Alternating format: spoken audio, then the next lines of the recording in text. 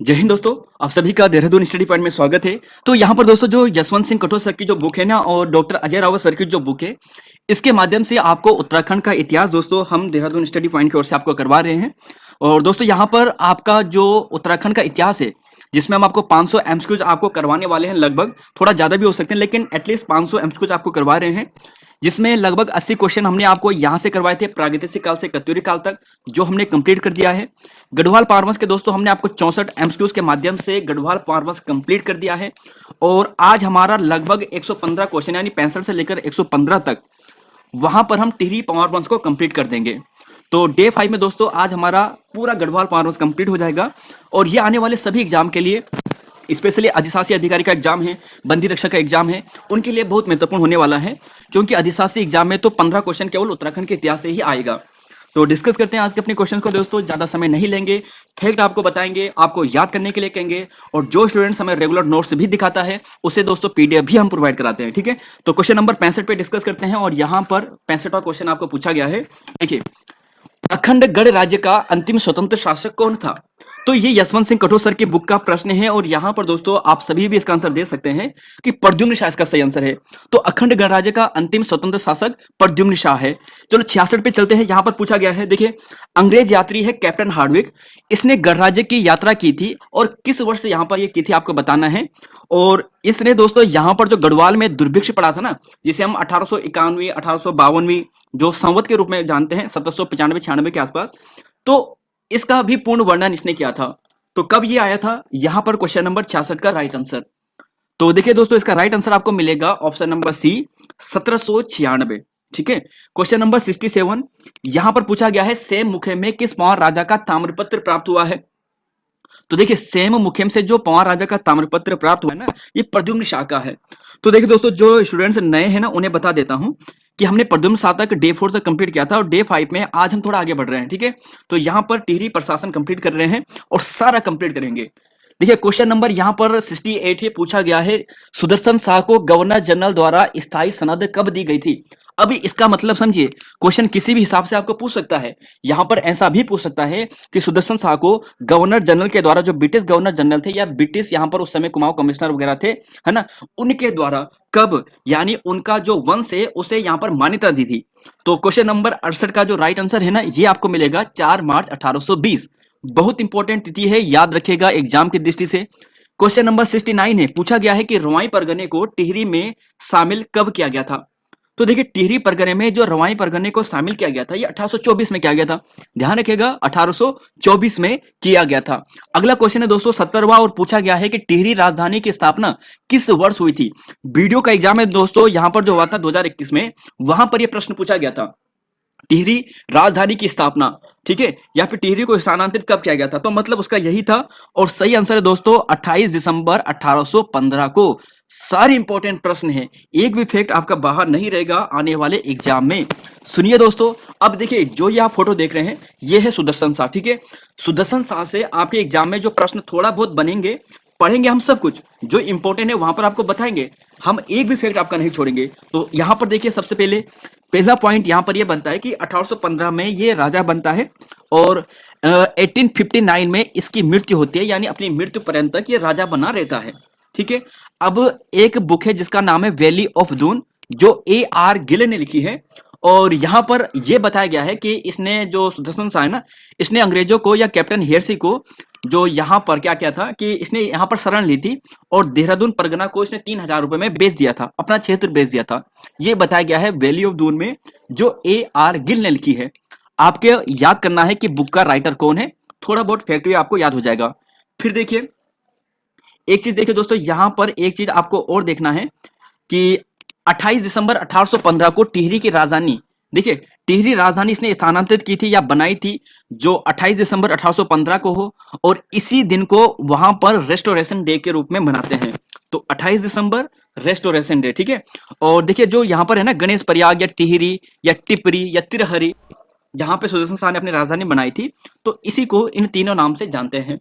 फिर देखिए दोस्तों कि ब्रिटिश सरकार द्वारा टिहरी गढ़वाल पर सुदर्शन शाह व उसके वंशजों का जो स्वीकार आधिकारिक रूप से किया गया था, ये 4 मार्च 1820 को किया गया था।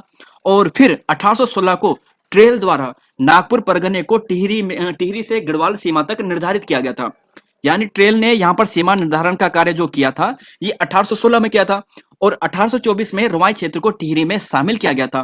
फिर 26 दिसंबर 1842 में टिहरी राज्य में ब्रिटिश सरकार को राजनीतिक प्रतिनिधित्व कुमाऊं कमिश्नर को सौंपा गया था। तो सुदर्शन शाह से इंपॉर्टेंट प्रश्न आपके लिए ये थे, ये आपको ध्यान रखना है। देखिए दोस्तों, अगर आप थोड़ा बोरिंग फील कर रहे होंगे ना तो फिर आप पढ़ाई नहीं कर पाओगे।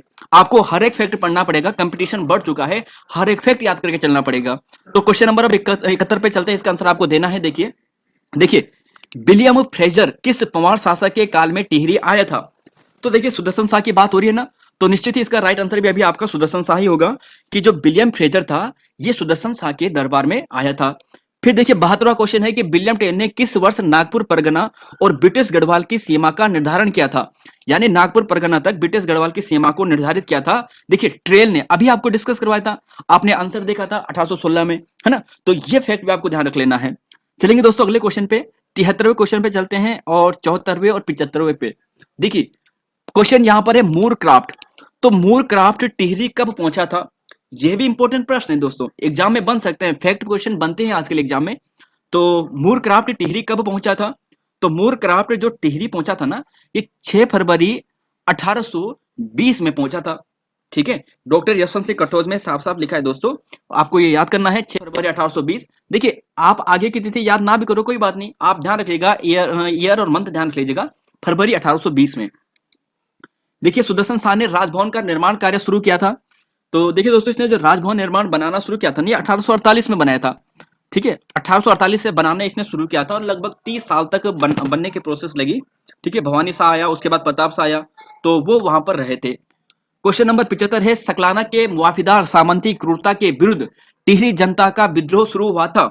अब देखिए पहला विद्रोह हुआ था और सकलाना का जो पहला विद्रोह हुआ था ना, ये हुआ था 1835 में। तो टिहरी शासन से संबंधित, सुदर्शन शाह से संबंधित जो फैक्ट थे वो आपके सामने ये थे।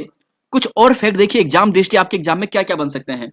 जो आपको अभी बताया था कि 1848 में इसने राजप्रसाद का निर्माण किया था, शुरू किया था, और भवानी शाह प्रताप शाह तक के राजाओं यहां पर ये आवास गृह रहा था। ठीक है, फिर देखिए इसने सबसे इंपॉर्टेंट फैक्ट जो बनता है, एग्जाम में पूछा भी गया है कि इसने सभासार ग्रंथ की रचना की है भाई साहब, और 7 खंड में दोस्तों, ब्रज 7 खंड में किया है, ब्रज भाषा में किया है, और सूरत कवि के नाम से किया है।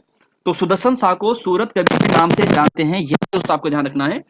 फिर देखिए यह प्रश्न भी एग्जाम में पूछा जा चुका है, ध्यान रखें दोस्तों, प्रश्न पूछा जा चुका है कि सुदर्शन शाह ने किस मंदिर का जीर्णोद्धार करवाया था? तो विश्वनाथ मंदिर का इसने जीर्णोद्धार करवाया था, जो उत्तरकाशी में है ना विश्वनाथ मंदिर, उसका जीर्णोद्धार कराने का काम सुदर्शन शाह व उसकी रानी जो खनेती देवी है, इसकी छोटी रानी थी ये, इनके द्वारा कराया गया था।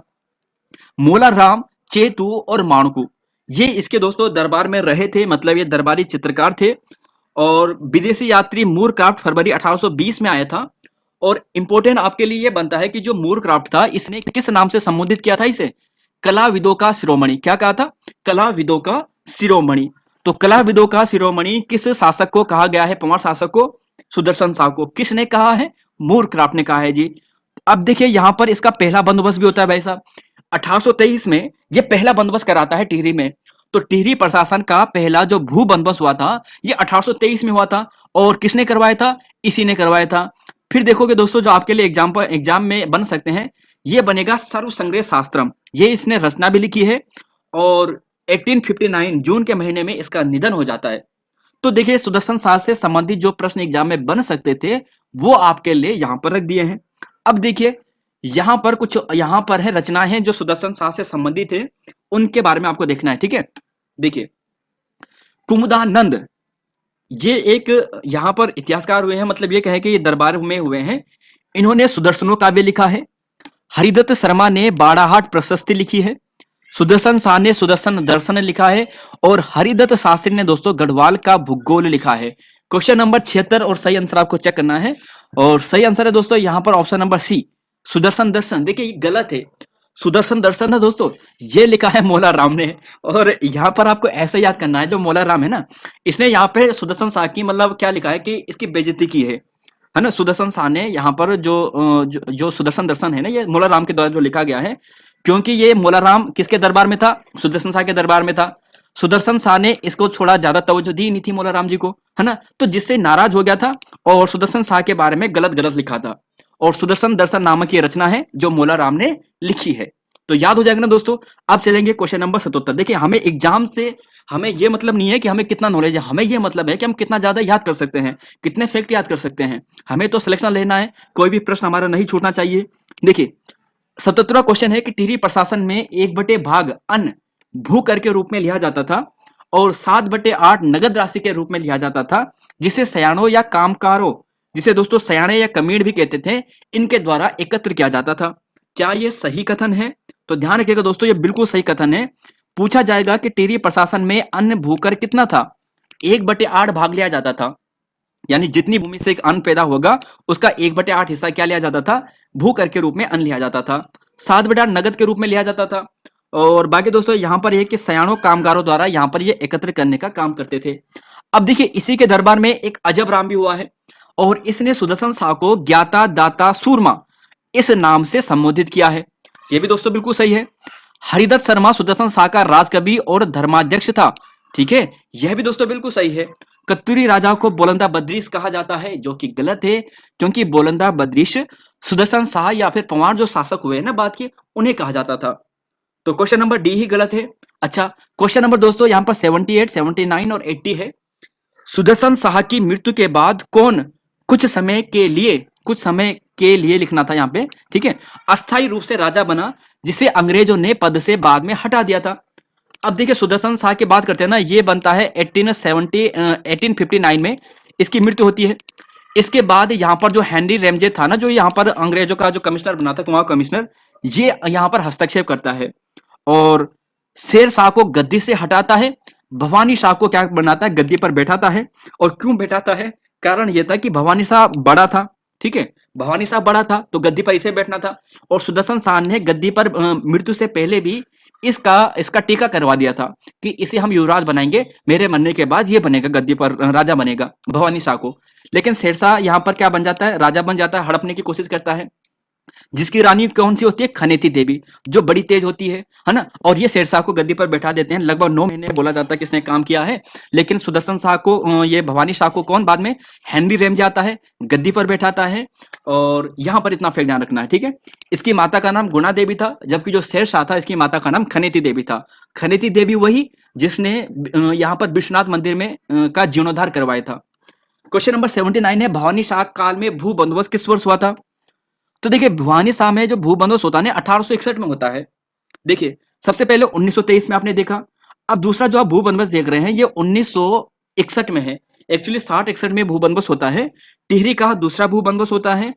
56वां पंवार राजा है भवानी शाह, इसके द्वारा किया जाता है। और 20 आना बीसी, और ये जो आना होता है ये हेनरी रैमजे के द्वारा कराया जाता है। किसके द्वारा? हेनरी रैमजे के द्वारा। और ध्यान रखिएगा दोस्तों, अत्यंत साधारण प्रकृति का ये राजा हुआ करता था, इसे साधु राजा भी कहते हैं, और ये आपको ध्यान रख लेना है। 80वां क्वेश्चन है कि भवानी शाह ने देवप्रयाग में संस्कृत पाठशाला की स्थापना की थी।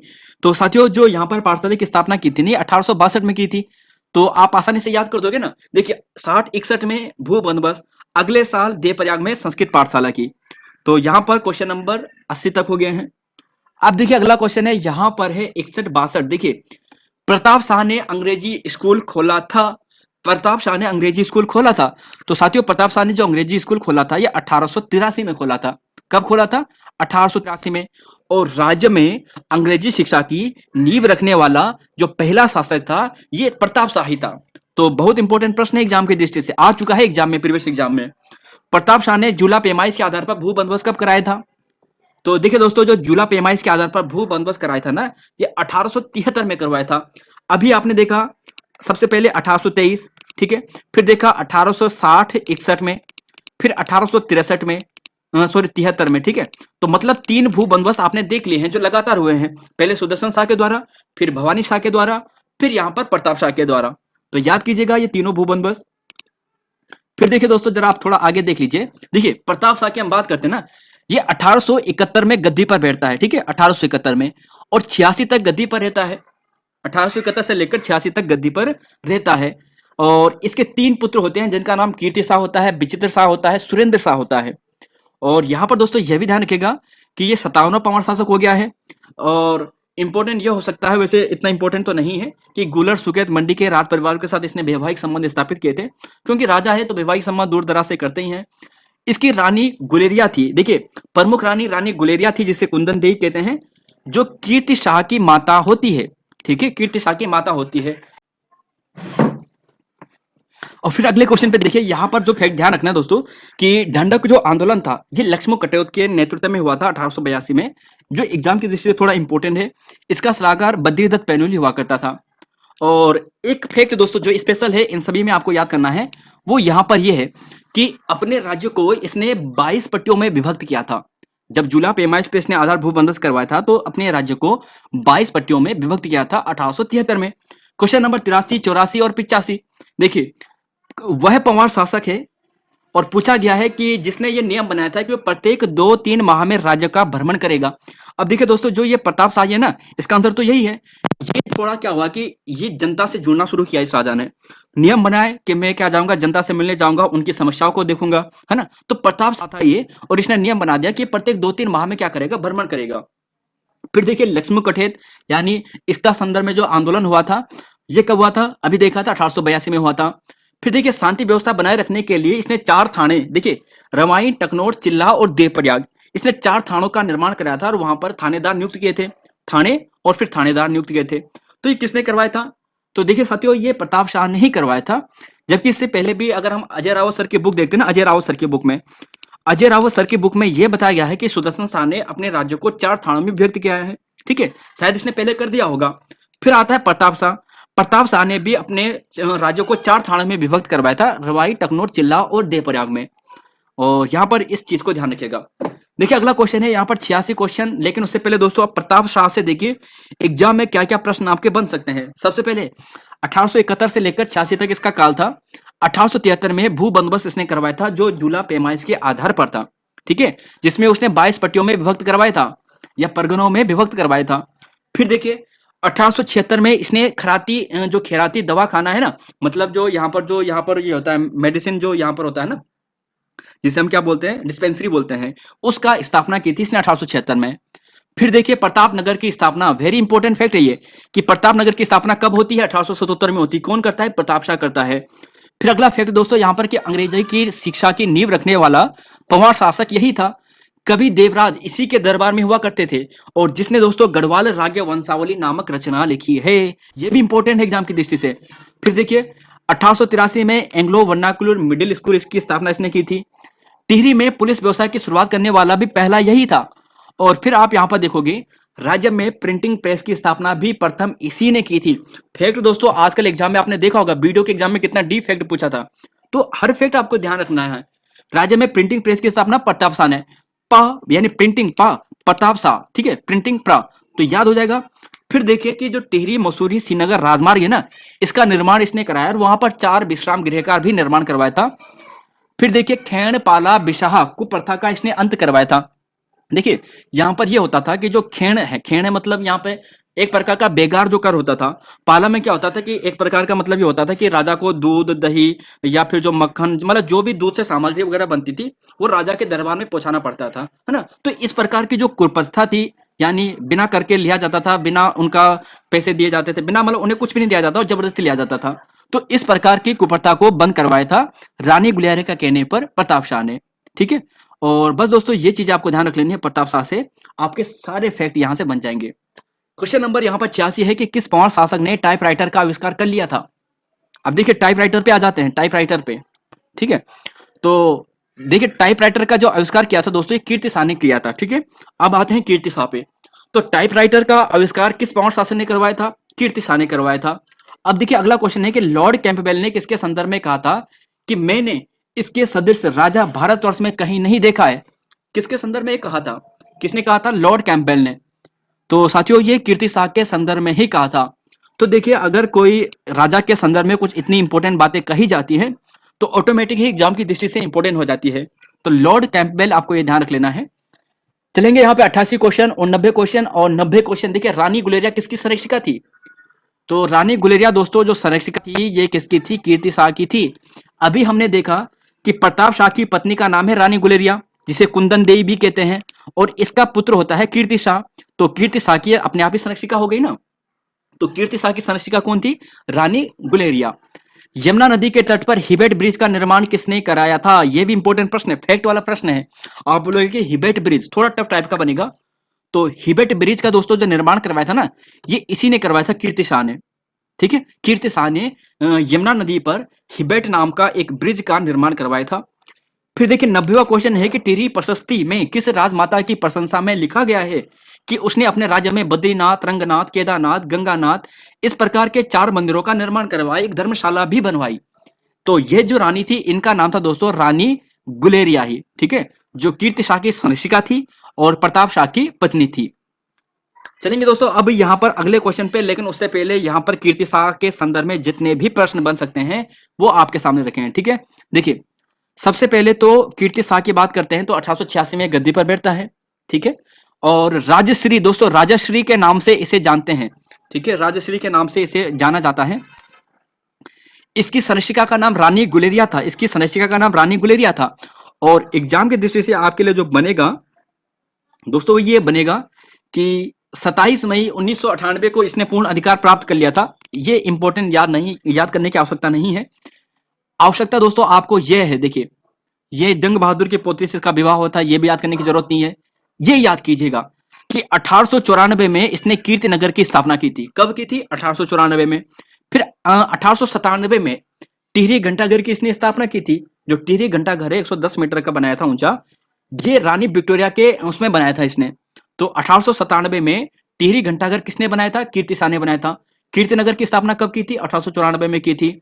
और फिर आप यहां पर देखोगे ये उपाधि से संबंधित, देखिए कंपेनियन ऑफ इंडिया के नाम से इसे उपाधि दी गई थी 98 में। इंग्लैंड में 1900 में दोस्तों इसे 11 तोपे की सलामी नाइट कमांडर के इसे सम्मानित किया गया था। गढ़वाल का अकबर भी इसे कहते हैं, गढ़वाल का अकबर भी कहते हैं। देखिए बहुत सारे राजाओं को कहते हैं, कंफ्यूज नहीं होना, कभी ऐसा प्रश्न नहीं बनेगा या फिर एक ही ऑप्शन रहेगा, क्योंकि आपने देखा होगा फतेह शाह को भी गढ़वाल अकबर कहा जाता है ना। तो ऐसे ही आप कीर्ति शाह भी ध्यान रख लेना। अब देखिए क्या है कि कैंपबेल बोर्डिंग हाउस, इसका निर्माण इसने करवाया था 1907 में। 1903 में दिल्ली दरबार में इसे KCSI की उपाधि भी दी गई थी। तो 1903 में दिल्ली दरबार में इसे KCSI की उपाधि दी थी, यह भी ध्यान रखिएगा। फिर जो आपके एग्जाम के लिए दोस्तों इंपॉर्टेंट बनेगा वो ये बनेगा कि ये एक बहुत बड़ा पढ़ा लिखा एक शिक्षक राजा हुआ है ना, और ये संस्कृत, हिंदू, उर्दू, अंग्रेजी बहुत सारी भाषा जानता था, यहां तक कि ज्योतिष और खगोल विद्या भी जानता था। इसने प्रताप हाई स्कूल की स्थापना 1891 में और हिबेट संस्कृत पाठशाला की स्थापना 1909 में की थी। ठीक है, देखिए हिबेट तो हिबेट संस्कृत पाठशाला इसने की थी। एक हिबेट पुल अभी आपने पीछे देखा था यमुना नदी पर, इसी ने बनवाया था। ठीक है, और श्रीनगर छात्रावास के लिए दोस्तों यहां पर इसने दान दिए थे, वैशाला के निर्माण के लिए इसने दान दिए थे। तो शिक्षा संबंधी काम इसने बहुत ज्यादा किए हैं। फिर फैक्ट यहां पर आप देखोगे कि लैंसडाउन, देखिए कीर्ति शाह के संदर्भ में इसी ने कहा था, कीर्ति शाह के संदर्भ में लॉर्ड लैंसडाउन ने कहा था कि भारतीय राजाओं को कीर्ति शाह को अपना आदर्श मानना चाहिए। तो कीर्ति शाह के संदर्भ में दोस्तों राजाओं ने, जो यहाँ पर ब्रिटिश गवर्नर वगैरह थे, इन्होंने भूरी भूरी तारीफ की है इसकी, कीर्ति शाह की। देखिए कृषि बैंक की स्थापना भी इसने की थी। देखिए कृषि बैंक की स्थापना एक पहले भी होती है, एक बाद में भी होती है। एक 1920 में भी होती है, 1920 में वो नरेंद्र शाह के द्वारा होती है। ठीक है, लेकिन एक पहला बैंक ये भी हो जाता है। दोनों ऑप्शन में आए, वैसे तो ऑप्शन में एक आएगा, तो दोनों आए तो आप नरेंद्र शाह को प्रेफरेंस देना। अब देखिए एक इंपॉर्टेंट दोस्तों यहां पर यह बनता है कि सर्वधर्म सम्मेलन बुलाना, सर्वधर्म सम्मेलन, तो सर्वधर्म सम्मेलन भी इसी ने बुलाया था। राज्य में बिजली की सुविधा को अवगत इसी ने करवाया था, क्योंकि 1906-07 का पास आपको याद होगा, 6-7 और 9 के बीच में क्या हुआ था, जो गोलगी पावर हाउस है ना, उसका निर्माण हो गया था। तो बिजली भी इसी के काल में आई थी, कीर्ति शाह के काल में। टिहरी नगर पालिका की स्थापना इसी काल में हुई थी, और उत्तर काशी में इसने कुष्ठ आश्रम का निर्माण कराया था। तो ये हो गया दोस्तों आपका कीर्ति शाह स्वाहा, यानी कीर्ति शाह से संबंधित जितने भी प्रश्न बन सकते हैं आपके यहाँ पर क्लियर हो गए हैं। चलेंगे दोस्तों अगले क्वेश्चन पे, 91 पे। कीर्ति शाह सदृश मैंने राजा कहीं भारतवर्ष में कहीं नहीं देखा है, ये कथन किसका था? अभी आपको डिस्कस करवाया था, ये कैंपबेल ने दिया था, लॉर्ड कैंपबेल ने। फिर देखिए अजय पाल द्वारा निर्मित राज राजेश्वरी मंदिर का जीर्णोद्धार किसने करवाया था? तो देखिए दोस्तों जो राज राजेश्वरी मंदिर है ना, तो आप समझ चुके होंगे, जो देवलगढ़ में है, ये देवलगढ़ में, पौड़ी गढ़वाल देवलगढ़ में राज राजेश्वरी मंदिर है, जो अजय पाल ने जो बनाया था। और इस राज राजेश्वरी मंदिर एक बार क्षतिग्रस्त हो गया था, जो भूकंप आया था 1803 में। उसके बाद जो नरेंद्र शाह है ना, इसने इसका जीर्णोद्धार करवाया था। तो ध्यान रखिएगा इस क्वेश्चन को। 93 क्वेश्चन है कि 1923 में टिहरी सियासत रियासत में राज्य में प्रतिनिधि सभा की स्थापना की थी। वीडियो का प्रश्न है दोस्तों, वीडियो का प्रश्न है 2021 का, यूकेएसएससी का पूछा गया प्रश्न है। तो ध्यान रखिएगा, नरेंद्र शाह ही दोस्तों इसका सही आंसर है। चलेंगे दोस्तों अगले क्वेश्चन पे, लेकिन उससे पहले आप यहां पर देखिए 94, 95, 96 का क्वेश्चन है। प्रताप हाई स्कूल को इंटर कॉलेज में कन्वर्ट किया गया था। तो प्रताप हाई स्कूल को दोस्तों इंटर कॉलेज में 1940 में किया गया था नरेंद्र शाह के द्वारा। अब देखिए नरेंद्र शाह ने राजधानी देखिए नरेंद्र शाह ने राजधानी नरेंद्र नगर स्थानांतरित की थी। यानी पहले इनकी राजधानी टिहरी थी, टिहरी से कहां चले गए, नरेंद्र नगर चले गए। और कब चले गए थे, तो ध्यान रखिएगा दोस्तों, ये 1925 में चले गए थे। अच्छा अगला क्वेश्चन है दोस्तों, इनका एक वजीर हुआ करता था हरिकृष्ण रतूड़ी, जिसने एक रचना लिखी है हिंदू नरेंद्र हिंदी लो। इसका प्रकाशन कब किया गया था, तो साथियों इसका जो प्रकाशन किया गया था 1918 में किया गया था। कब किया गया था, 1918 में। अब जो एक फैक्ट आपको एक्स्ट्रा पढ़ना है, देखिए कुछ फैक्ट ऐसे होते हैं केवल आपको सुनना है, याद हो जाएगा कि जब नरेंद्र शाह गद्दी पर बैठ रहा था ना, तो ये अल्पकाल का था, छोटा छोटा बच्चा था उस टाइम पे, है ना, 15 साल का था। और जब ये गद्दी पर बैठा 1913 में, तो जब इसके पिता जो कीर्ति शाह थे उनका निधन हो गया था, तो मजबूरन इसे बैठना पड़ा था। तो 1913 में गद्दी पर बैठता है, तो ये छोटा होता है। तो इसकी जो रानी नेपालिया है, इसकी क्या बनती है, इसकी संरक्षिका बनती है। तो नरेंद्र शाह की संरक्षिका रानी नेपालिया बनती है। और जो एक संरक्षण समिति बनाते हैं ना, स्पेशल संरक्षण समिति, इन्हीं के संदर्भ में आपको मिलेगी, जो नरेंद्र शाह है। तो इसके संदर्भ में एक संरक्षण समिति बनाई जाती है, जिसकी अध्यक्षा कौन होती है, रानी नेपालिया होती है। और अक्टूबर 1919 में क्या करते हैं, इस संरक्षण समिति को समाप्त कर देते हैं। मतलब यहां पर यह हुआ होगा कि इसके बाद जो गद्दी है नरेंद्र शाह को मिल गई होगी स्वतंत्र रूप से। अब देखिए दोस्तों, इसने इंपॉर्टेंट काम किए हैं नरेंद्र शाह ने, कि हुण देश के साथ अपनी सीमा विवाद को इसने सुलझाने का काम किया था। देहरादून तक अपनी सीमा को इसने क्या किया था, कि वहां तक अपनी सीमा का विस्तार कर मतलब बता दिया था कि ये हमारी सीमा होगी यहां तक, देहरादून तक। तो ये इसी ने कराया था, नरेंद्र शाह ने। संरक्षिका आप देख रहे होंगे कि रानी नेपालिया है। और अक्टूबर 1919 में दोस्तों इसने वास्तविक सत्ता प्राप्त कर ली थी। अब देखिए दोस्तों, जो आपको याद करने हैं एग्जाम की दृष्टि से, इसका पहला एग्जाम की दृष्टि इंपोर्टेंट पॉइंट यह है कि टिहरी में दोस्तों जो ये वन संबंधी बात है ना, वन संबंधी, इसके लिए इसने विशेष कदम उठाए थे। फॉरेस्ट ट्रेनिंग स्कूल में, देखिए फॉरेस्ट ट्रेनिंग स्कूल खुल गया था ना उस टाइम पे, FRI 1906 में, आपको याद होगा। तो यहां पर इसने अपने राज्य से, यानी टिहरी राज्य से, अपने यहाँ के स्टूडेंट्स को वहां पढ़ने के लिए भेजा था, ट्रेनिंग के लिए भेजा था। तो इसके ये महत्वपूर्ण कार्य थे। फिर देखिए यहां पर इसे गढ़वाल का शेरशाह सूरी भी कहते हैं। और भी इसलिए कहते हैं कि इसने जो राजमार्ग है इसे बहुत मजबूत कराया था। जैसे जैसे शेरशाह सूरी है ना, भारत इतिहास में शेरशाह सूरी ने जैसे ग्रांड ट्रक रोड बनाई थी, लंबी लंबी सड़कें बनवाई थी, तो ऐसे ही यहाँ पर नरेंद्र शाह ने सड़कों का निर्माण कराया था, ज्यादा निर्माण करवाया था। इसलिए इसे गढ़वाल का शेरशाह सूरी भी कहते हैं। ठीक है। फिर देखिए जैसे टिहरी, देवप्रयाग, उत्तरकाशी, यहाँ पर कुछ औषधालय खोले, ये तो लगभग सभी ने खोल दिए थे। अच्छा, नरेंद्र नगर की स्थापना दोस्तों 1921 में कर दी थी, और राजधानी स्थानांतरित 1925 में करता है। तो नरेंद्र नगर की यानी जो नींव रख लेता है ये नरेंद्र शाह 1921 में। और 1925 से दोस्तों यहाँ पर क्या होता है कि अपनी राजधानी स्थानांतरित कर देता है। प्रताप स्कूल को यहाँ पर दोस्तों इसने यहाँ पर क्या दिए थे, दान दिए थे 4000 रुपए, है ना। बनारस हिंदू विश्वविद्यालय को इसने 1 लाख रुपए दान दिए थे उस समय में, 1933 में 1 लाख रुपए दान दिए थे यहाँ पर नरेंद्र शाह ने। और जिस कारण दोस्तों आपने बाद में देखा होगा कि बनारस हिंदू विश्वविद्यालय ने Kirti Shah chamber of industrial chemistry विभाग की स्थापना की थी बनारस हिंदू विश्वविद्यालय में। किसके सम्मान में, कीर्ति शाह के सम्मान में। नरेंद्र शाह के द्वारा जब दान दिया गया था तो इनके पिता के सम्मान में उन्होंने वहां पर एक चैम्बर की स्थापना की थी। तो ये थे दोस्तों यहाँ पर नरेंद्र शाह से संबंधित प्रश्न। और प्रश्न देखिए, नरेंद्र शाह से संबंधित प्रश्न, ये प्रश्न अभी जो वीडियो का एग्जाम हुआ है ग्राम विकास अधिकारी का, जो परसों 9 जुलाई को हुआ है ना, वहां पर पूछा गया था नरेंद्र शाह द्वारा कृषि बैंक की स्थापना की गई थी। तो कब की गई थी नरेंद्र शाह के द्वारा कृषि बैंक की स्थापना, तो साथियों जो कृषि बैंक की स्थापना की गई थी ना, ये 1920 में की गई थी।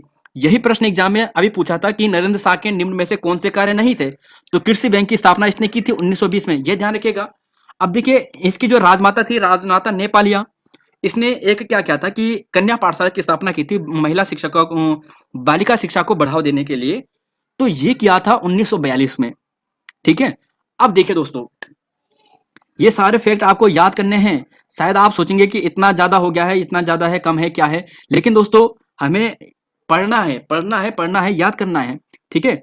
तो यहां पर इन फैक्ट को एक बार मेरे साथ याद कीजिए, यहां पर याद कीजिए। ठीक है। देखिए 1920 में कृषि बैंक की स्थापना करते हैं। 1919 में दोस्तों इसे वैसे गद्दी प्राप्त होती है, जैसे आपको बताया था कि पहले एक संरक्षण समिति बनती है ना, तो संरक्षण समिति में जो इसकी राजमाता होती है वो इसको क्या करती है, अध्यक्ष बनी रहती है। लेकिन 1919 में इसे वास्तविक सत्ता प्राप्त हो जाती है। 1920 में कृषि बैंक की स्थापना। 1920 में शिक्षा को छात्रवृत्ति की यहाँ पर ये सुविधा करता है, छात्र निधि देता है यहाँ पर। 1940 में प्रताप हाई स्कूल को इंटर स्कूल में कन्वर्ट कर देता है ये। 42 में राजमाता नेपालिया द्वारा कन्या पाठशाला की स्थापना करते हैं। फिर देखिए 1923, जो वीडियो में पूछा गया आपको प्रश्न है, टिहरी सार्वजनिक पुस्तक प्रतिनिधि सभा का गठन करते हैं 1923 में। टिहरी सार्वजनिक पुस्तकालय की स्थापना 1923 में, इसी के काल में।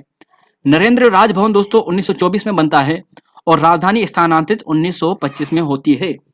तो नरेंद्र शाह से संबंधित जो प्रश्न थे ना दोस्तों, आपके सामने रख दिए हैं।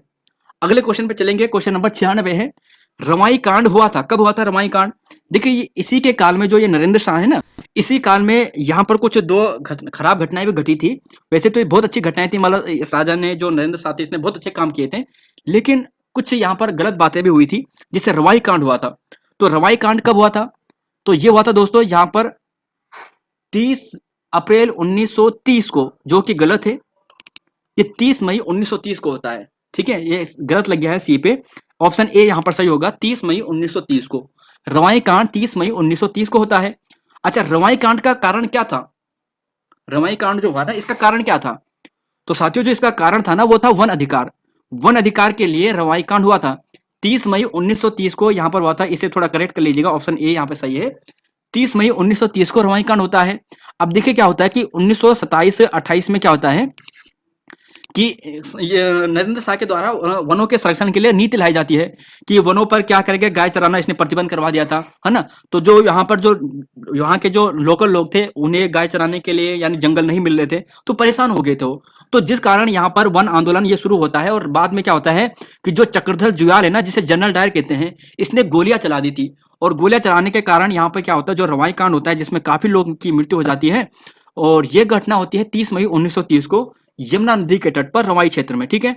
अब जब ये रवाई कांड होता है, तो इसके संदर्भ में दोस्तों पहले क्या बनती है कि टिहरी में आजाद पंचायत का गठन होता है 1930 में, जिसके जो अध्यक्ष होते हैं हीरा सिंह और यहाँ पर बैजराम प्रमुख होते हैं।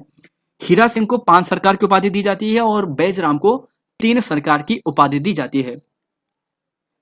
क्वेश्चन नंबर 98 दोस्तों, नरेंद्र शाह के काल में कौन सी घटना नहीं हुई थी? तो देखिए सबसे ज्यादा प्रश्न एग्जाम में अगर बन रहे हैं ना, वो नरेंद्र शाह से बन रहे हैं, क्योंकि नरेंद्र शाह के काल में बहुत सारे काम हुए हैं। तो नरेंद्र शाह के काल में कौन सा कार्य नहीं हुआ है, आपको बताना है कौन सा कार्य हुआ है। तो सभी दोस्तों ये सही है, ये सभी कार्य हुए हैं, उपयुक्त सभी कार्य सही है। अब देखिए यहां पर देखिए 1921 में प्रथम जनगणना इसी के काल में हुई थी, ठीक है। 1921 में टिहरी में अगर पहली जो जनगणना होती है ना, इसी के काल में होती है। किसके काल में? इसी के काल में, यानी नरेंद्र शाह के काल में। 1934 में रेड क्रॉस सोसाइटी की दोस्तों स्थापना टिहरी में कब होती है? नरेंद्र शाह के काल में होती है। टिहरी में हाई कोर्ट की स्थापना 1938 में इन्हीं के काल में होती है। 39 में दोस्तों यहाँ पर कुष्ठ विधान यहाँ पर होता है। देखिए कुष्ठ विधान, देखिए जो रेड क्रॉस सोसाइटी ना 34 में, और 34 में आप यहाँ पे देखोगे इसके 5 साल बाद, प्लस 5 साल के बाद कुष्ठ विधान राज्य में पारित कर दिया जाता है। तो रेड क्रॉस सोसाइटी के बाद जब यहाँ पे आती है, तो उसके 5 साल बाद कुष्ठ विधान यहाँ पे पारित किया जाता है। कुष्ठ मतलब जो लेप्रोसी वगैरह जो यहाँ पे रोग होते हैं, उसके इलाज के लिए। 5वां फैक्ट देखिए, किसे लेफ्टिनेंट कर्नल की उपाधि इन्होंने दी थी अंग्रेजों ने, किसी एसएसआई की उपाधि भी दी थी। बनारस हिंदू विश्वविद्यालय ने दोस्तों इन्हें एलएलडी की उपाधि दी थी। और 1943 में टिहरी राज्य ने अपना विधान नरेंद्र शाह के काल में ही पारित किया था, 1943 में। तो देखिए दोस्तों, नरेंद्र शाह के काल के संदर्भ में ये बातें थी जो आपको ध्यान रख लेनी है। श्रीदेव सुमन का जन्म हुआ था, कब हुआ था? तो साथियों श्रीदेव सुमन का जन्म होता है 25 मई 1916 को। देखिए 100वां क्वेश्चन है, और देखिए अगला क्वेश्चन है कि श्रीदेव सुमन की माता का नाम क्या था? तो श्रीदेव सुमन की जो माता का नाम था ना दोस्तों, ये था तारा देवी, ठीक है। तो तारा देवी श्रीदेव सुमन की माता का नाम था। अब देखिए श्रीदेव सुमन के बारे में आपको जो ध्यान रख लेना है ना, देखिए सबसे पहले कि 25 जुलाई 1944 को, ये 45 टिक लिया है, 44 से 1944 को दोस्तों ये शहीद हुए थे। अब श्रीदेव सुमन से एग्जाम में जितने भी प्रश्न बन सकते हैं वो आपके सामने है। पहला कि इनकी पत्नी का नाम विनय लक्ष्मी था, जो एग्जाम में पूछा गया प्रश्न है। तारा देवी इनकी माता का नाम है, पिता का नाम हरिराम बडोनी, और जन्म दोस्तों 25 मई 1916 को होता है। एग्जाम दृष्टि से दोस्तों कि 1930 में सबसे पहले यहाँ पर क्या करते हैं कि नमक सत्याग्रह के लिए ये जेल जाते हैं। 1937 में अपनी जो यहाँ पर सुमन सौरभ नाम से जो कविताएं दोस्तों वो प्रकाशित करते हैं। 1938 में गढ़ देश सेवा संघ की स्थापना दिल्ली में करते हैं। 1938 ध्यान रखिएगा। और ध्यान रखिएगा दोस्तों 23 जनवरी 1939, ये कई बार एग्जाम में पूछा गया प्रश्न है। 23 जनवरी 1939 में टिहरी प्रजामंडल की स्थापना देहरादून में करते हैं। और 44 में 21 फरवरी 1944 को राजद्रोह का मुकदमा इन्हीं पर चलता है। 25 जुलाई 1944 को दोस्तों यहाँ पर जो आपको ध्यान रख लेना, 25 जुलाई 1944 को ये शहीद होते हैं। और सुमन स्मृति दिवस पहली बार जो मनाया गया था, ये 25 जुलाई को मनाया जाता है 1946 में, पहली बार मनाया गया था। तो श्रीदेव सुमन से जितने भी प्रश्न बन सकते थे वो आपके सामने हैं। अब चलते हैं अगले क्वेश्चन पे। मानवेंद्र शाह पे पूछा गया है कि मानवेंद्र शाह राजा कब बने थे। तो देखिए मानवेंद्र शाह का राजतिलक कब हुआ था, यानी राजा कब बने थे। तो दोस्तों इनका जो बने थे अक्टूबर 1946 में बने थे, ठीक है, अक्टूबर 1946 में। टिहरी राज दरबार में प्रजामंडल, टिहरी राज दरबार और प्रजामंडल के मध्य समझौता कब हुआ था। तो देखिए दोस्तों अब अलग राज्य की मांग उठने लग गई थी ना, स्वतंत्रता की मांगे उठने लग गई थी, प्रजामंडल से यहाँ पर अलग करने की मांगे उठने लग गई थी। तो राज दरबार और प्रजामंडल के बीच में समझौता होता है इस समय, और ये होता है यहाँ पर आपको ध्यान रख लेना है 1946 में अगस्त में, ठीक है, अगस्त में। तो अगस्त में दोस्तों आपको ध्यान रख लेना है कि अगस्त 1946 में यहाँ पर समझौता होता है टिहरी राज दरबार में, पहले हो जाता है यहाँ पर समझौता। और देखिए अंतिम पवार शासक था, 60वां ये राजा था, और अगस्त 1946 में यहाँ पर ये समझौता होता है। देखिए आप यहाँ पर देखिए जो एग्जाम की आपके लिए जो प्रश्न बन सकते हैं यहाँ से, देखिए इनकी माता का नाम दोस्तों कमलेंदुमती शाह था। और कमलेंदुमती शाह से एक एग्जाम में प्रश्न बन सकता है, और वो यह है कि इनकी एक पुस्तक लिखी गई है माई इंप्रेशन ऑफ अमेरिका, जो एग्जाम में बन सकता है कि किसने लिखी है, कमलेंदुमती शाह ने लिखी है। जीवन ज्योति इनकी रचना है। और राज्य में प्रथम महिला पद्म भूषण प्राप्त करता भी दोस्तों यही है, 1958 में इन्हें दिया गया था, ठीक है। फिर देखिए 25 अक्टूबर से दोस्तों यहाँ पर 1 अगस्त 1949 तक ये राजा रहते हैं मानवेंद्र शाह, और 60वें क्रम के ये राजा है, 60वें नंबर के।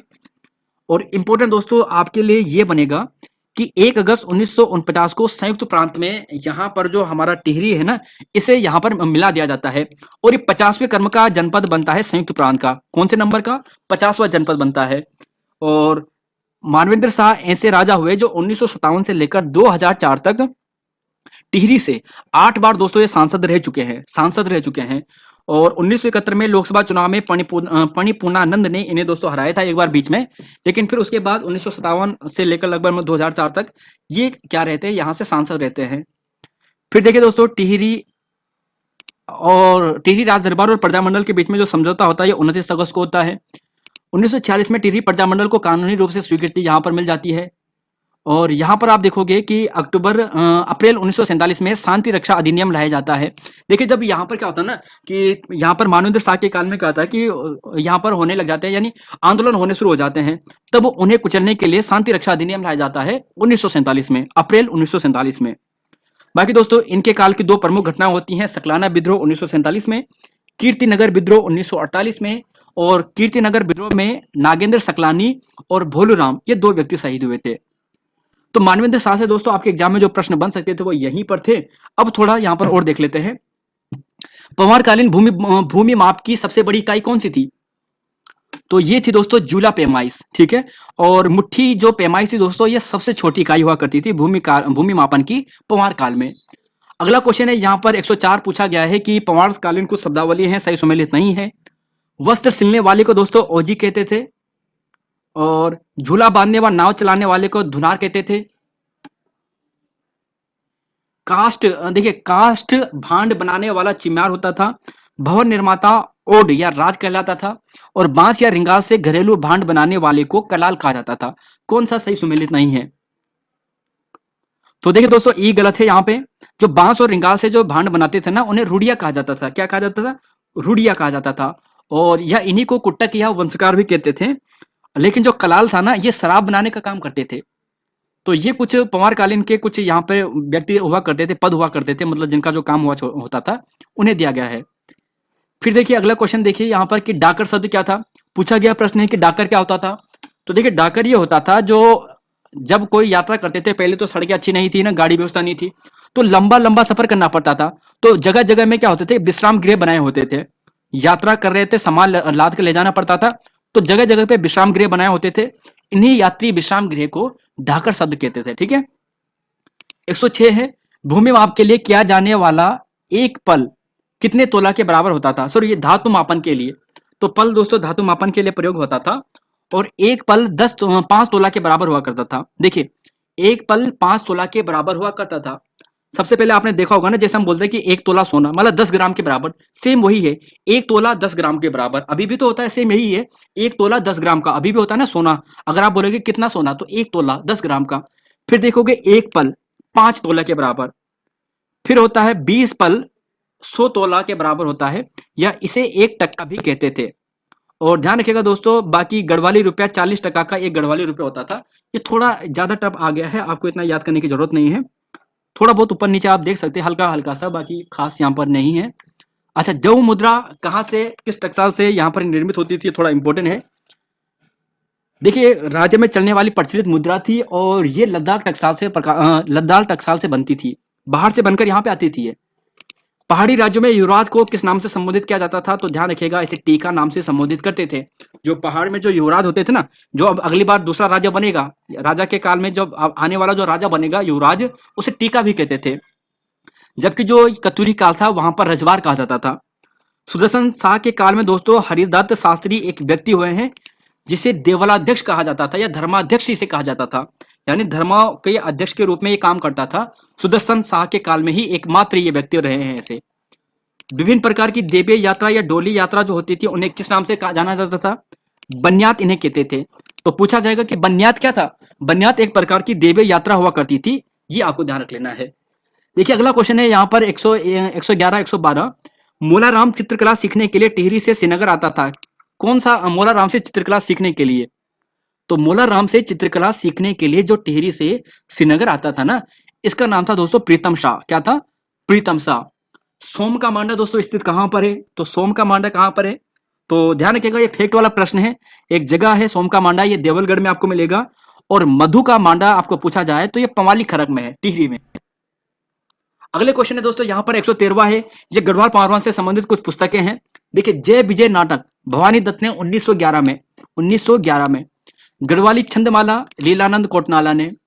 प्रेमी पथिक, अगर आने वाले एग्जाम में थोड़ा प्रश्न टफ बनेगा, ऐसा पूछा जाएगा कि तोता कृष्ण गिरोला की जो पुस्तक है ना प्रेमी पथिक, ये किस राजा के संदर्भ में है? तो नरेंद्र शाह के संदर्भ में ये पुस्तक है, और ये तोता कृष्ण गिरोला लिखा है, ये बिल्कुल सही है। गढ़वीर महाकाव्य दोस्तों रूप मोहन राठी ने नहीं लिखा है, बल्कि रूप मोहन सकलानी ने लिखा है। 114वां क्वेश्चन है दोस्तों कि पंवार शासक के कार्यकाल हिंदी शासन के लिए प्रसिद्ध था, यानी हिंदी विकास के लिए प्रसिद्ध किस पंवार शासन का काल था? तो हिंदी का विकास जो यहाँ पर गढ़वाल में हुआ है ना, ये फतेह शाह के काल में हुआ है। तो ऑप्शन बी यहाँ पर सही है। जैसे अगर बोलते हैं ना हिंदी का विकास काल किस राजा के काल को मानते हैं भारत में, तो हम अकबर के काल को मानते हैं। तो ऐसे ही गढ़वाल पूछा जाए तो गढ़वाल में फतेह शाह के काल को मानते हैं। क्वेश्चन नंबर 115 है, और दोस्तों ये टिहरी पावरवंश का आज का अंतिम क्वेश्चन है कि कुछ बुक है, आपको बताना है कौन सा सुमेलित नहीं है। लीलानंद कोटनाला ने सिरपुर लीला लिखी है दोस्तों, ये बिल्कुल सही है। मियां प्रेम सिंह गुलदस्त त्वारिक ए कोह, ये वीडियो के एग्जाम में पूछा गया प्रश्न है, तो ये भी दोस्तों ये बिल्कुल सही है, प्रताप शाह के काल में लिखी गई है। आलम सिंह राणा ने ब्रिटिश गढ़वाल का भूगोल लिखा है, हरिकृष्ण वाला गलत है। हरिकृष्ण रतूड़ी ने दोस्तों गढ़वाल का इतिहास लिखा है 1928 में। नरेंद्र हिंदी लोल लिखा है 1918 में, और गढ़वाल वर्णन भी लिखा है। तो एकमात्र right answer option number D है।